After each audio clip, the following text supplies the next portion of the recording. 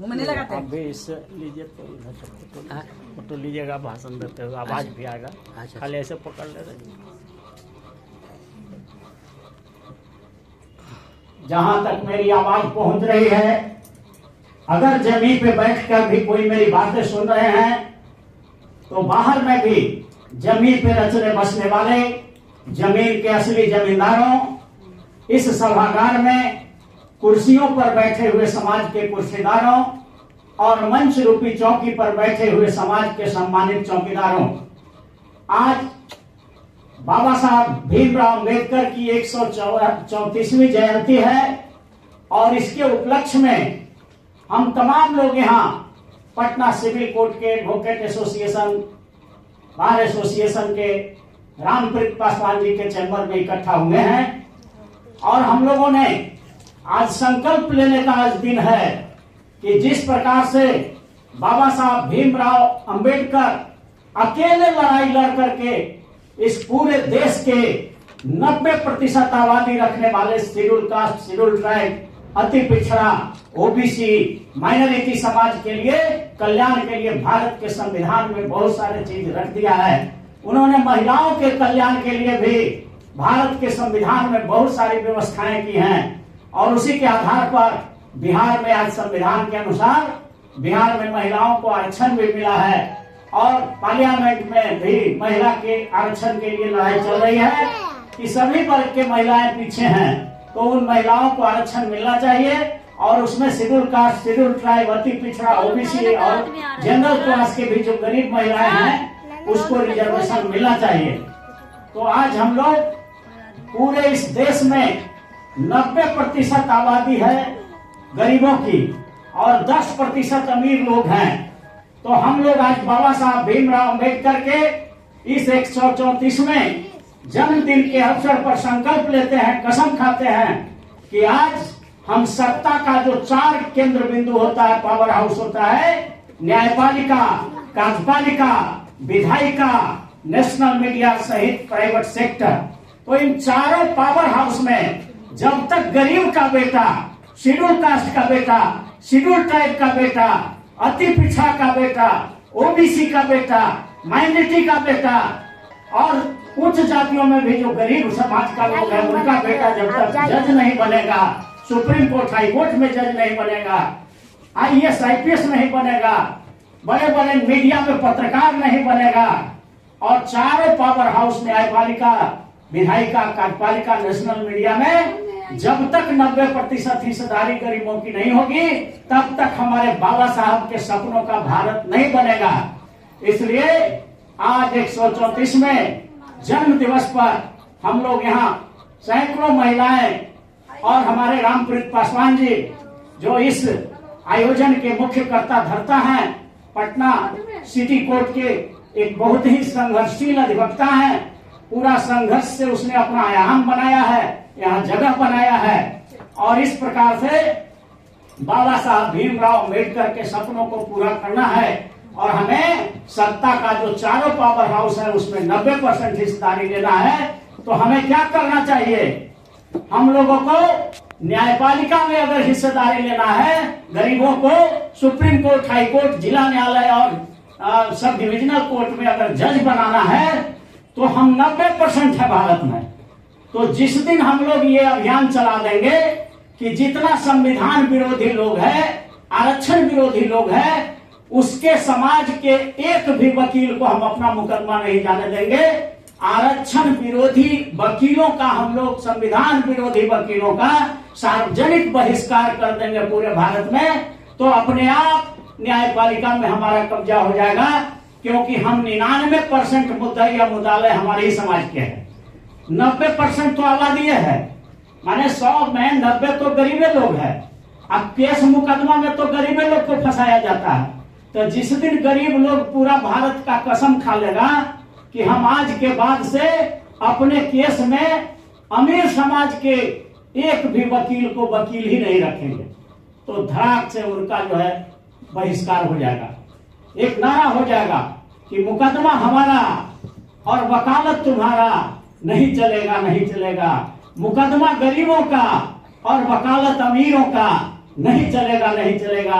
हम आह्वान करते हैं पूरे देश के लोगों से, पूरे अनुसूचित जाति, जनजाति, अति पिछड़ा, ओबीसी, अल्पसंख्यक और उच्च जाति के जो गरीब समाज के वकील हैं, उन सबों से आह्वान करते हैं, इन जनता से भी, इन समाज के जनता से भी अपील करते हैं कि आप अपने समाज का एक भी मुकदमा में आरक्षण विरोधी, संविधान विरोधी और जो आपका हकमारी करता है, आरक्षण विरोधी, संविधान विरोधी वकीलों का सार्वजनिक बहिष्कार करें और पूरा नारा बुलंद करें कि मुकदमा हमारा, वकालत तुम्हारा, नहीं चलेगा, नहीं चलेगा। तो आपकी न्यायपालिका आपके कब्जा में खुद आ जाएगा। वो लोग सब वकालत छोड़ के भाग जाएंगे, क्योंकि उनके पास तो मुकदमा ही नहीं, अमीरों के पास। वो तो अपना घर में बैठ के पंचायती करके फैसला कर लेते हैं। हमारे गरीब लोग मुकदमा में मारे जाते हैं। आप सब लोग जानते हैं 5 करोड़ केस है भारत में पेंडिंग। 5 करोड़। अगर एक केस में 100 रुपया भी अगर गरीब समाज का, बहुजन समाज का पैसा न्यायालय के माध्यम से, वकील के माध्यम से अगर आरक्षण विरोधी, संविधान विरोधी वकीलों के यहाँ जाता है तो 500 करोड़ रुपया प्रतिदिन गरीब समाज का चला जाता है अमीरों के यहाँ। तो इसीलिए हमारी गरीबी बढ़ रही है। तो हमको पहला काम करना है कि उन 500 करोड़ मुकदमों में एक में भी आरक्षण विरोधी, संविधान विरोधी वकीलों को वकील नहीं रखना है। ऐसा आह्वान कर दीजिए पूरे भारत में। अपने आप अमीरों का वकील ही नहीं बनेगा तो उसका जज भी बनना बंद हो जाएगा। हम शेड्यूल कास्ट, शेड्यूल ट्राइब, अति पिछड़ा, ओबीसी, माइनॉरिटी और ईडब्ल्यूएस समाज के जनता से अपील करना चाहते हैं कि आप जानते हैं अजगर सांप को अगर दूध पिलाइएगा तो उसका विष और बढ़ जाता है। तो ये जो हम लोग केस ला करके देते हैं आरक्षण विरोधियों को और संविधान विरोधियों को, तो ये समझिए कि अजगर को, यमन को, सांप को दूध पिला रहे हैं। आप ही के केस से वकील बनता है। अगर वकील बन के, बड़ा बन के जज बन जाता है और जज बनता है तो आपके अधिकार को छीन लेता है। तो इसलिए हम लोग सांप को दूध पिलाना बंद करिए। संविधान विरोधी और आरक्षण विरोधी वकीलों का सार्वजनिक बहिष्कार करिए। दूसरा काम करना है कि हम लोग जो नेशनल मीडिया है, जैसे दिल्ली दूरदर्शन है या उसी तरह से दिल्ली रेडियो स्टेशन है, उसी तरह से हमारा बहुत सारा कारपोरेट का मीडिया है, अडानी का, अंबानी का, मेहुल चोकसी का, नीरव मोदी का, सहारा श्री का, ये जितने भी मीडिया बना के रखा है उन सबों का सार्वजनिक बहिष्कार करें। एक भी पेपर, न्यूज़पेपर, आरक्षण विरोधियों का न्यूज़पेपर आप नहीं खरीदिए, उनका सार्वजनिक बहिष्कार करिए। एक भी चैनल, आप जो आरक्षण विरोधियों का चैनल है उसको देखना बंद करें। हमारे 90% लोग, 125 करोड़ हम ही लोग हैं। जिस दिन हम लोग इसका बहिष्कार कर देंगे तो उसका मीडिया भी कोई नहीं देखेगा, तो उसको एडवर्टीजमेंट नहीं मिलेगा, तो उसका मीडिया भी बंद हो जाएगा। इसलिए अमीरों से मीडिया भी हमारी जनता छीन सकती है, उनका सार्वजनिक बहिष्कार करके।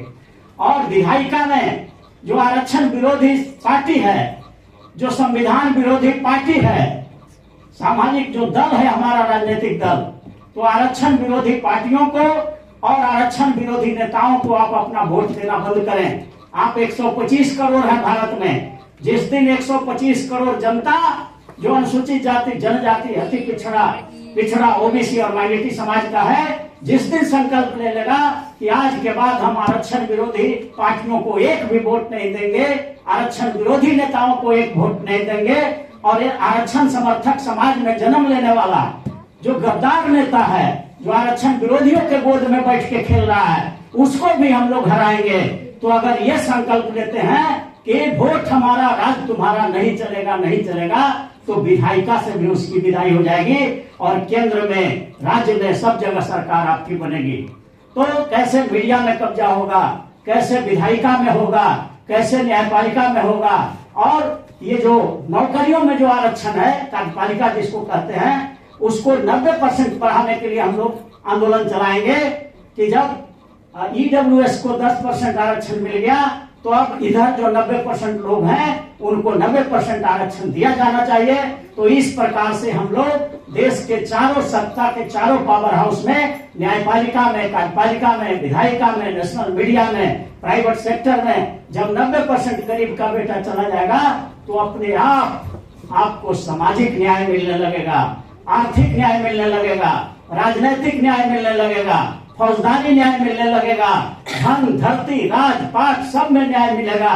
और आज जो हम लोगों के लिए जो हॉल बंद कर दिया गया, कल आप ही का जज यहाँ रहेगा, आप ही का डिस्ट्रिक्ट जज रहेगा, आप ही का हाईकोर्ट में जज रहेगा और आप ही का सेक्रेटरी और प्रेसिडेंट भी रहेगा। तो जो हॉल बाबा साहब के लिए बंद किया, उस हॉल का मालिक हम लोग बन सकते हैं अगर इन चारों तंत्रों में बहिष्कार करें तो इसलिए हम लोग आज संकल्प लेते हैं कि दुश्मन बड़ा सा तीर है।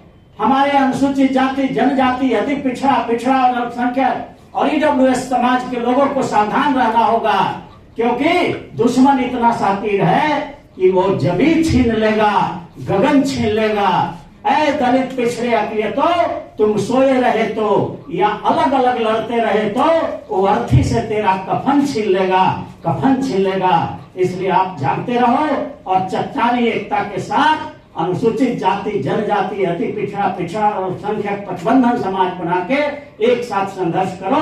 कल आज किसी का रहे, कल हमारा होगा। नमो बुद्धाय, जय भीम, जय Bharat. Thank you very much. हो गया पूरा।